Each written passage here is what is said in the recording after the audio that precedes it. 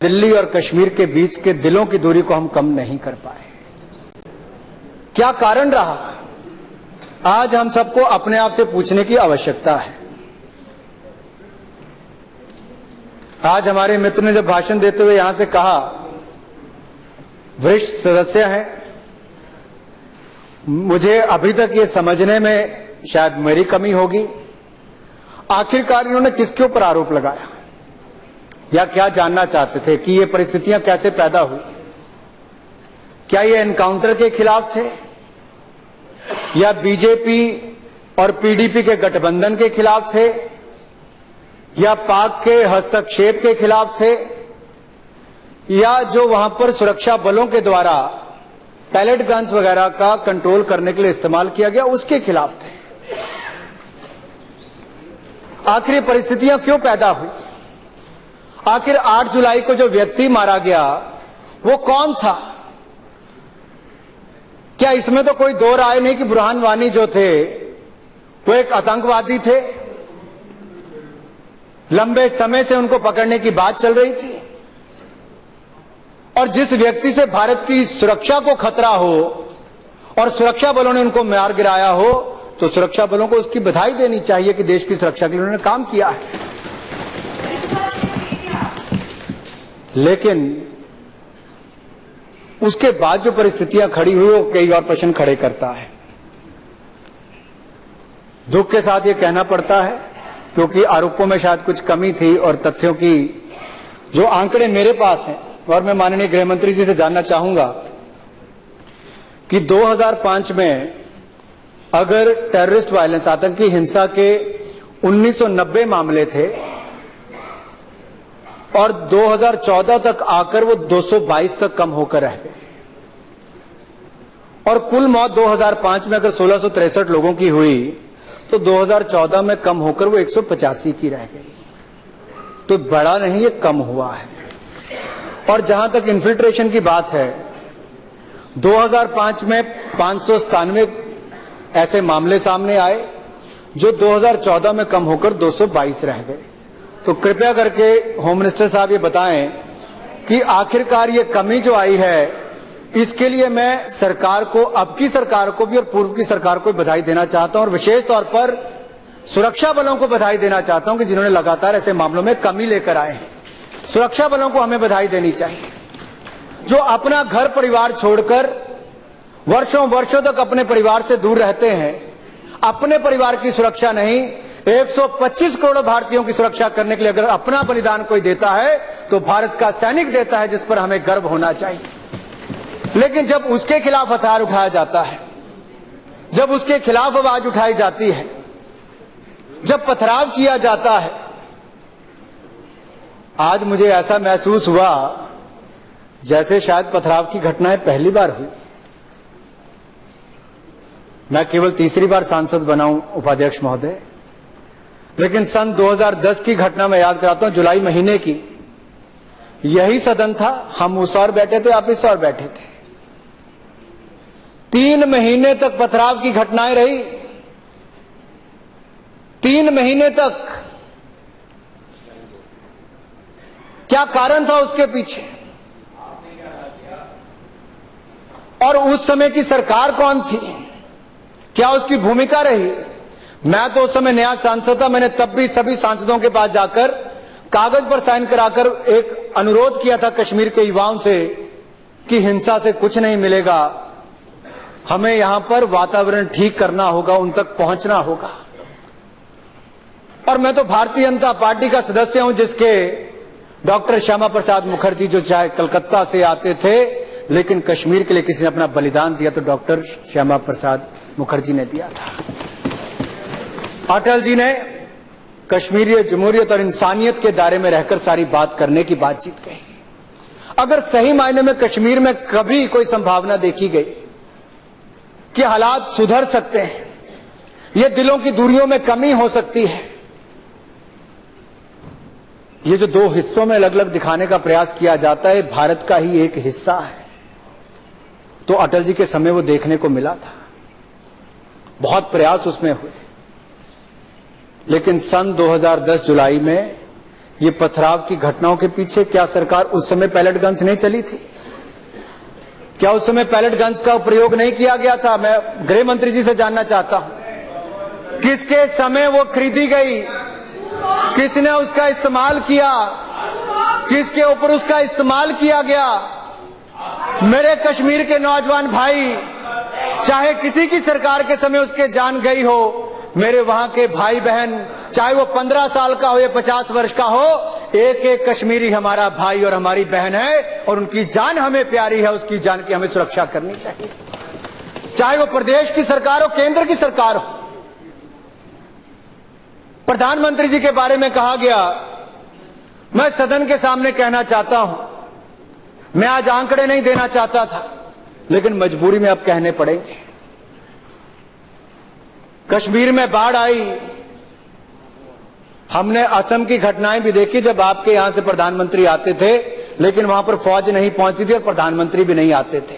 लेकिन कश्मीर की बाढ़ के समय एक दिन के अंदर प्रधानमंत्री जी वहां गए भी और 80,000 करोड़ रुपए का 80,000 करोड़ रुपए का पैकेज अगर जम्मू कश्मीर को किसी ने दिया और यूपीए से 3 गुना ज्यादा किसी ने दिया तो एनडीए की सरकार ने, नरेंद्र मोदी जी की सरकार ने दिया है। और यही नहीं, पावर प्रोजेक्ट्स वहां पर बंद थे, उनको शुरुआत करने का काम, नए स्टेडियम्स वहां पर बनाने का काम, स्पेशल यूनिवर्सिटी अगर मणिपुर और कश्मीर को दी गई तो हमारी सरकार ने दी है। 3 medical college, 2 AIIMS, IIT, IIM, 7 polytechnic college, 40,000 crore रुपए की सड़कें और माननीय नितिन गडकरी जी अब जाकर 9,000 करोड़ रुपए की टनल का भी वहां पर पत्र। ये कब हुआ था कश्मीर में? आंकड़े देने उपाध्यक्ष जी तो आप जितने आंकड़े कहोगे मैं सुबह से शाम तक आंकड़े दे सकता हूं। पैकेज की बात की जाए तो यूपीए की सरकार से 3 गुना ज्यादा पैकेज हमने दिया है। और यही नहीं, केवल पैसे की बात नहीं, विकास की बात नहीं, अगर दिलों की दूरियों को पूरा करने का किसी ने काम किया तो जो व्यक्ति अपने घर में दीपावली नहीं मनाई, कश्मीरी भाई और बहनों के बीच में जाकर नरेंद्र मोदी जी ने दिवाली मनाई। लेकिन अगर सच्चाई से दूर रहोगे, अभी 2 वर्ष ही हुए हैं मित्रों, पीड़ा मुझे इस बात की लगती है कि वहां पर पीडीपी और बीजेपी की सरकार बन कैसे गई? ना ये आपने बनाई, ना ये मैंने बनाई, ये जम्मू कश्मीर के लोगों ने बनाई है। 6 साल तक पूरा विकास करके जम्मू कश्मीर को आगे लेकर आएंगे। जो पिछले 60 वर्षों में नहीं हुआ वो इन 6 वर्षों में करेगी। तो एनडीए की सरकार, बीजेपी और पीडीपी की सरकार वहां पर करके देगी। लेकिन आपने बातचीत की बात कही, वहां 6 वर्ष कटे नहीं। आखिरकार वहां पर आर्मी की, अर्धसैनिक बलों की, जम्मू कश्मीर पुलिस की भूमिका क्या रहती है? एक तरफ आतंकवादियों के साथ बॉर्डर पर लड़ना, आतंकवादी घुसपैठ को रोकने की जिम्मेदारी उनकी, जम्मू कश्मीर में कोई आतंकी घटना ना हो तो उसकी जिम्मेदारी उनकी, पथराव की घटना हो तो उसको रोकने की जिम्मेदारी सैनिक बलों की। किस तरह का प्रेशर उनके ऊपर होता होगा, शायद आपने उसका अंदाजा नहीं लगाया। जिनके ऊपर लगातार आरोप लगते हैं, जहां पर armed forces special protection act में बदलाव करने की बात आपकी सरकार करती थी और मैंने जम्मू कश्मीर में उस समय की सरकार के खिलाफ भी, और वहां पर माहौल में को शांति करने के लिए और armed forces special protection act में बदलाव ना हो तो जनवरी 2011 में अगर 4,500 किलोमीटर की किसी ने यात्रा की तो मैंने एक सांसद और भारतीय जनता युवा मोर्चा के अध्यक्ष के नाते की थी। हजारों युवा मोर्चा के कार्यकर्ताओं के साथ गिरफ्तारी दी थी। आपने तो मुझे मेरे ही देश में तिरंगा झंडा फहराने से रोक लिया। आपने तो उस समय के नेता प्रतिपक्ष राज्यसभा और लोकसभा को झंडा फहराने तक नहीं दिया था। क्या हालात आपने उस समय पैदा कर दिए थे। जो हमारे कार्यकर्ता कश्मीर गए उनके हाथ पैर तोड़कर उनको वापस भेज दिया गया था। परिस्थितियां उससे कई गुना अच्छी हैं। वहां की सरकार ने, यहां की सरकार ने काम करके दिखाया है। और जहां तक सैनिक बलों की बात है, आर्मी की बात है, जब फ्लड भी आया तो उस समय किश्तियां लेकर लोगों को 2.5 लाख से ज्यादा लोगों की जान, लाखों लोगों की जान बचाई तो भारतीय सेना ने लाखों लोगों की जान बचाई थी। अगर राहत के समय खाने की सामग्री, मेडिकल ट्रीटमेंट, फर्स्ट एड किसी ने दी तो आर्मी ने वहां पर दी थी। और यही नहीं उपाध्यक्ष जी, पिछले कई वर्षों से आतंकवाद और पाकिस्तान से लड़ते लड़ते और स्थानीय कुछ वर्ग की आलोचना सहने के बावजूद हमारा फौजी भाई पूरी मान सम्मान, पूरी ईमानदारी के साथ हर कश्मीरी की सुरक्षा करने के लिए, हर भारतीय की सुरक्षा करने के लिए वहां पर अपने प्राण त्यागता है। हमें इस बात पर ज्यादा ध्यान देना चाहिए। जब ये कहा जाता है कि पैलेट गन उठाई जाती है, किसके खिलाफ? हम भी नहीं चाहते पैलेट गन उठे, हम भी नहीं चाहते लाठी उठाई जाए। लेकिन मैं आपसे एक सवाल पूछना चाहता हूं, मैं मंत्री जी से, उपाध्यक्ष जी आपके माध्यम से पूछना चाहूंगा। जब आपकी पुलिस चौकी पर आकर कोई आपके हथियार छीने, आपके सुरक्षा बलों पर कोई लगातार पथराव करे, आपकी गाड़ियों से आपको उतारकर फेंका जाए, पेट्रोल बम आपके ऊपर फेंके जाएं, आपके ऊपर लगातार हमले किए जाएं, तो आपके सुरक्षा बल क्या करेंगे? क्या करेंगे आपके सुरक्षा बल? कम से कम अपनी सुरक्षा तो करेंगे।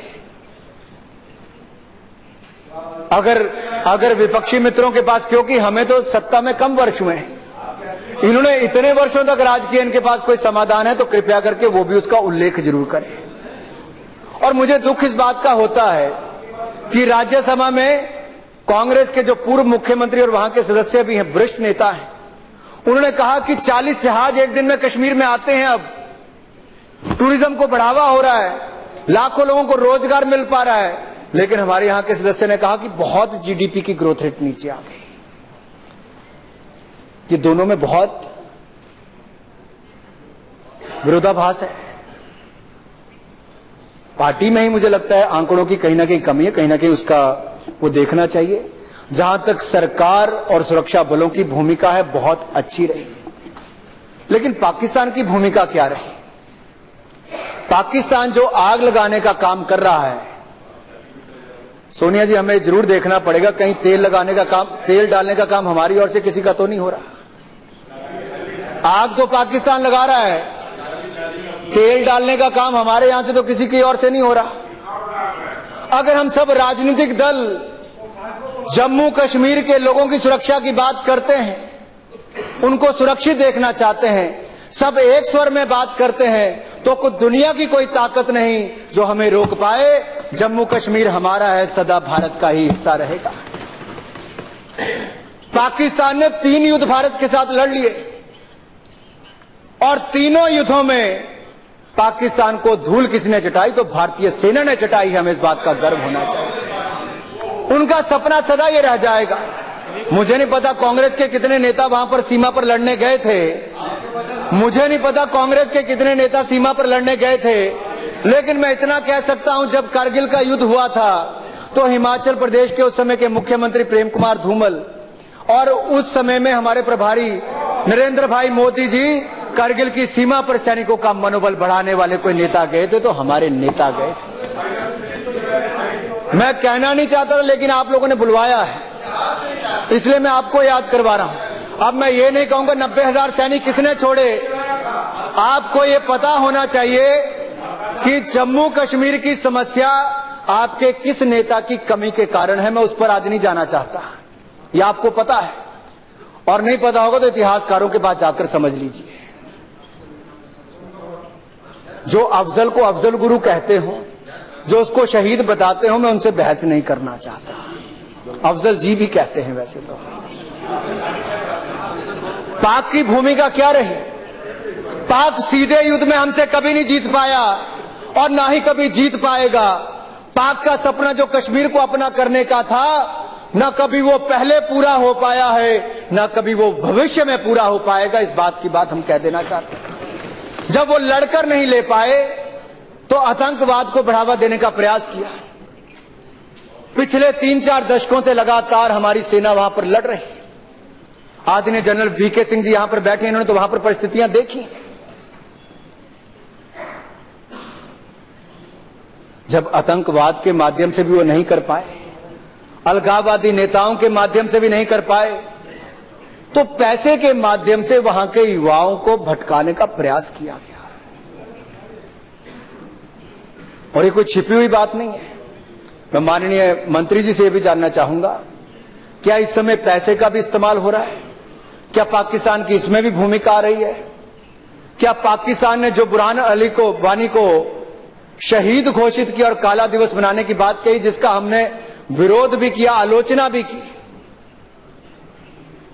और मैं अपने विपक्षी मित्रों के कहना चाहता हूं, जब आलोचना करने का समय है तो हम आलोचना भी करते हैं, जब गिरेबान पकड़ने का समय होगा, जवाब देने का, गोली से जवाब होगा, हम उसमें भी हिम्मत रखते हैं कि दूसरे देश के अंदर जाकर भी गोली चलाकर वहां पर बदला किसी सरकार ने लिया तो नरेंद्र मोदी की सरकार के समय ही लिया गया है। और इसमें आप ये निश्चिंत रहिए।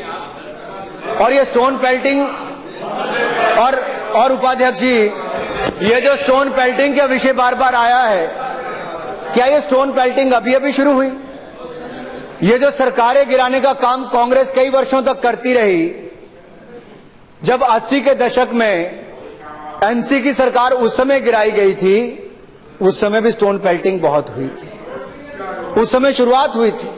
वहां तो लाइट चले जाए तब भी ट्रांसफार्मर पर पेल्टिंग, पथराव करते हैं, प्रोपेगेंडा वहां पर चलता है। ये मुझसे ज्यादा मेरे वरिष्ठ नेता खड़गे जी जैसे लोग जानते हैं, प्रोपेगेंडा वहां पर बहुत चलता है कि ये हो गया, दिल्ली से ये कर दिया गया, दिल्ली से वो कर दिया गया। क्या हमारी भूमिका उस प्रोपेगेंडा को और बड़ा करने की होनी चाहिए कि उसको रोकने की होनी चाहिए?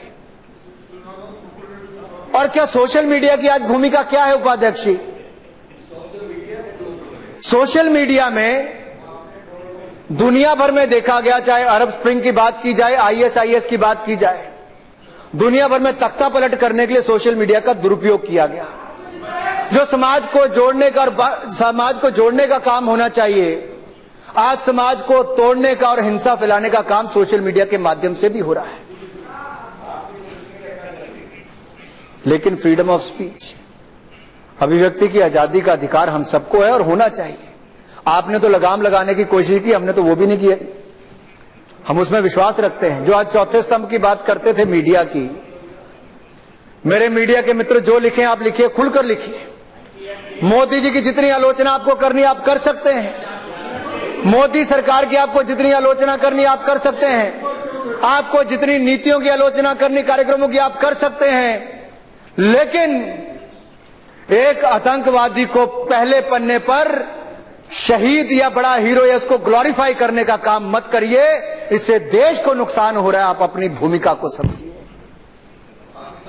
चाहे अफजल की बात हो, चाहे याकूब मेनन की बात हो, मैंने पहले भी इसी सदन में खुलकर कहा था, मीडिया के कुछ वर्ग को समझना होगा, जिन लोगों को बड़ा नेता या शहीद बताने का प्रयास किया जाता है, कभी ना कभी वो हमें ही काटने आएगा, कभी ना कभी उनके भम दिमागों से हमारे परिवार या रिश्तेदारों का कोई व्यक्ति जाएगा, कभी हमारे किसी प्रिय की हत्या होगी, हमारा ही कोई भारतीय भाई और बहन मरेगा।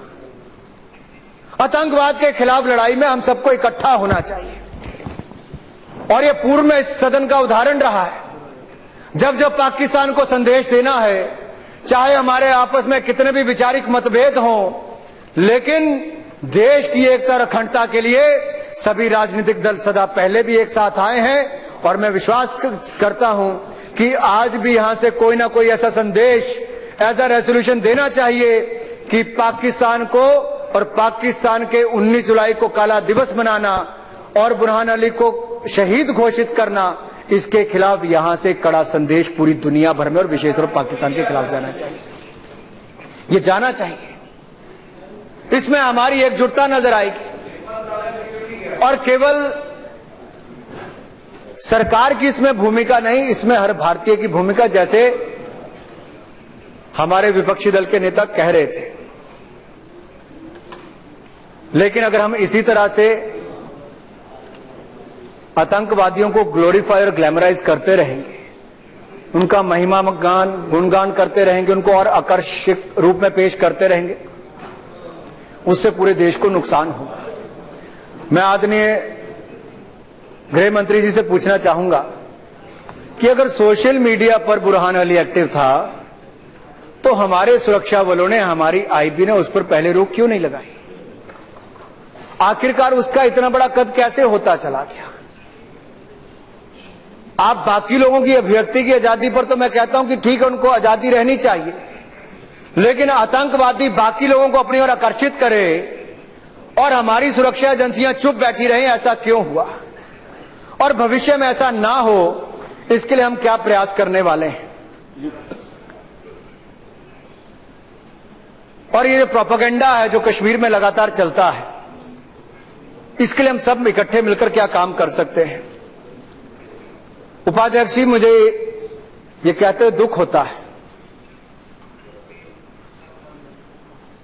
कि जब इस सदन में कई बार चर्चा की जाती तो कुछ वर्ग तक सीमित रहकर कर दी जाती है, उसको सेक्युलरिज्म का रूप देकर उस पर बातचीत करने का प्रयास किया जाता है। लेकिन सच्चाई ये है कि इस हिंसा से किसी का फायदा नहीं हो रहा। उस दिहाड़ीदार कश्मीरी का क्या, उस गरीब कश्मीरी का क्या, उस होटल में काम करने वाले या छोटे ट्रेडर का या व्यापारी का, उस कश्मीरी का क्या जो इस 10 दिन के कर्फ्यू में जिसको एक दिन भी कमाई करने का अवसर नहीं मिला, वो अपने परिवार को कैसे पालेगा। जो होटल लगातार फुल थे आज उनकी पूरी कैंसिलेशन हो गई। जो हजारों लाखों लोग अमरनाथ यात्रा में इस बार ज्यादा रिकॉर्ड भीड़ जाने वाली थी उसमें कमी आई, उससे किसको नुकसान होगा? उससे कश्मीर को, कश्मीरी लोगों को, उनको नुकसान होगा। और हम सबका यह प्रयास रहना चाहिए कि वहां पर शांति बनी रहे। संवाद तभी हो सकता है अगर वहां पर शांति होगी। और शांति बहाल करने के लिए मैं आदरणीय मंत्री जी से पूछना चाहता हूं, और मेरा मीडिया के मित्रों से भी सवाल है, आखिर इस अनरेस्ट के पीछे है कौन? क्या हुर्रियत है, पाकिस्तान है, कौन है? संवाद किसके साथ करोगे? Who is leading this agitation? Is it Hurriyat? Is it Pakistan? आपका डायलॉग किसके साथ होने वाला है? किसके साथ बातचीत करने वाले हो? अगर हुर्रियत के हाथ में तो उनको बोलिए पहले इसको रोकिए, अगर पाकिस्तान के हाथ में है तो उसको हमें किस तरह से जवाब देना, अब इसके बारे में सोचिए। उपाध्यक्ष जी, दुनिया भर में सुरक्षा एक बहुत बड़ा विषय बनता चला जा रहा है और देश की एकता पर यह जो नया प्रहार हुआ है, यह केवल भारतीय जनता पार्टी की और पीडीपी की लड़ाई नहीं है, यह हर भारतीय की, हर सांसद की लड़ाई है। और मुझे लगता है हर राजनीतिक दल को इस लड़ाई में एकजुट होकर इन देश विरोधी ताकतों को एक कड़ा संदेश देना चाहिए।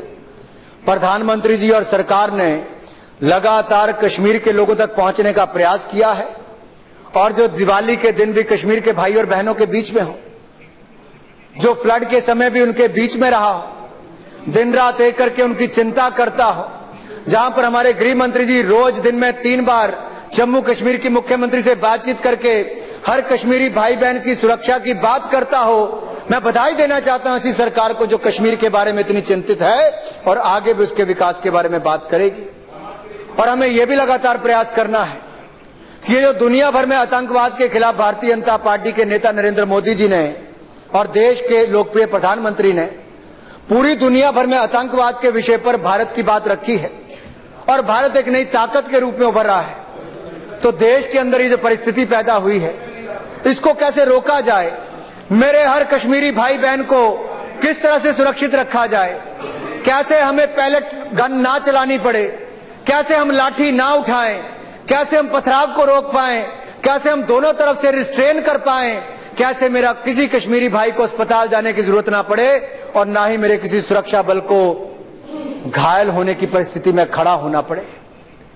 हम कैसे अपने कश्मीरी भाई और बहनों को सुरक्षित रख सकते हैं? हम कैसे उनके लिए नया रोजगार उत्पन्न कर सकते हैं? मोदी जी ने कहा हम लाखों रोजगार वहां पर उपलब्ध करवाएंगे, लेकिन वातावरण तो पैदा हो।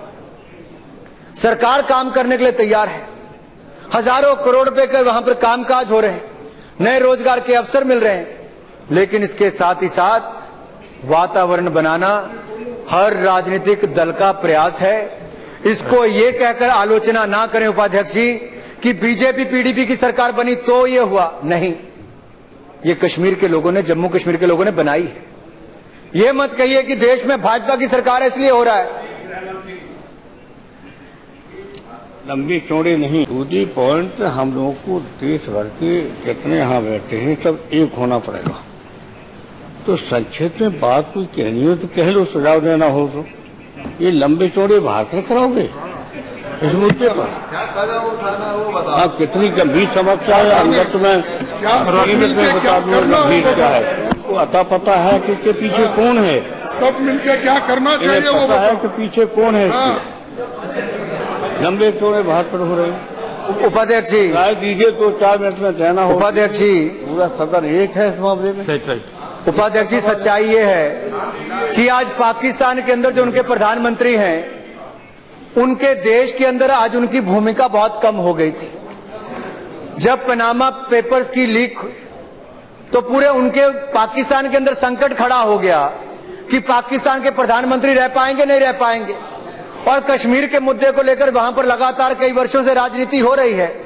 यह भी सच्चाई है कि कश्मीर को लेकर आज तक पाकिस्तान को कुछ नहीं मिला है और केवल अपनी कुर्सी बचाने के लिए पाकिस्तान के प्रधानमंत्री इसको एक राजनीतिक रूप दे रहे हैं। ना वो पहले कभी सफल हुए, ना आज कभी सफल हो पाएंगे। और मैं तो यही कहना चाहता हूं, ये पाकिस्तान की भूमिका जो है, इसमें पूरी दुनिया भर को हम संदेश देंगे, ना उनको इसमें कभी सफल होने देंगे। हमारी लड़ाई आतंकवाद के खिलाफ है, हमारी लड़ाई पाकिस्तान समर्थकों के खिलाफ है, हमारी लड़ाई कश्मीर के खिलाफ नहीं है। कश्मीर भारत का अभिन्न अंग है, अभिन्न अंग रहेगा। कश्मीर के हर मेरे भाई बहन की सुरक्षा कैसे हो, ऐसा मैं गृह मंत्री जी से जानना चाहता हूं, ताकि हर हमारा कश्मीरी भाई बहन सुरक्षित रहे, ऐसा प्रयास किया जाए। और जम्मू कश्मीर की सरकार और केंद्र सरकार को मैं बधाई देना चाहता हूं कि सही समय पर सही कदम उन्होंने उठाए हैं और इस पर रोक लगाई है और आगे भी और अच्छा वातावरण पैदा करेंगे। आपका बहुत बहुत आभार। दिस साइड 80% ऑफ आवर बाप, हमारा बाप कांग्रेस में थे। हमारा ना राजनाथ सिंह, ना सुषमा स्वराज, ना वेंकैया नायडू, ना अद्वानी जी, ना Sadananda Gowda, never, or Anant Kumar, none of us had any smell of even the Congress party.